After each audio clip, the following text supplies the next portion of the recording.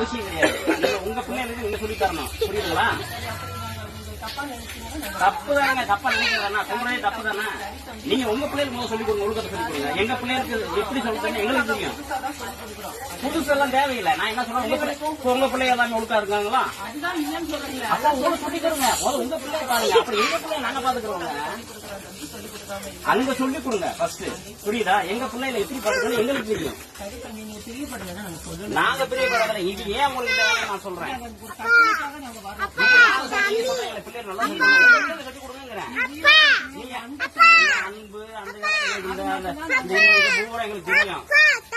எங்க மதத்துல இல்லாத உங்க மதம் அப்படி என்ன இருக்கு சொல்லுங்க.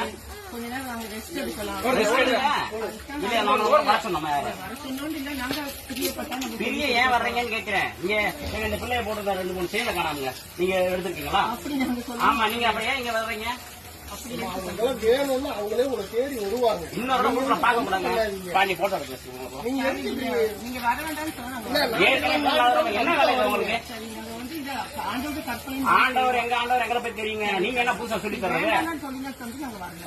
நீங்களே மதம் மாறிட்டு நீங்க எதுக்கு இது பண்றீங்க?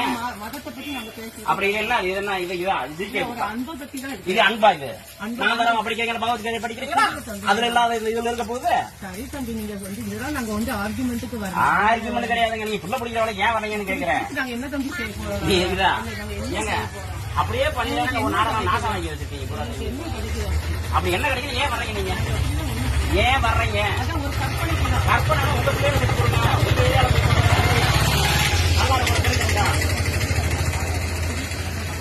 அடுத்து வரக்கூடாது. எவ்வளவு போட்டோ அது கம்ப்ளைண்ட் பண்ணிக்கிறோம். ஏற்கனவே நிறைய தடவை வந்து இன்னைக்கே அவங்க பிடிக்க வேண்டியது போச்சு. அவங்க சொல்லி வச்சு வரக்கூடாது. இங்க யாருமே உங்களால சம்பந்தப்பட்ட இங்க யாரும் வரக்கூடாது. ஞாபகம்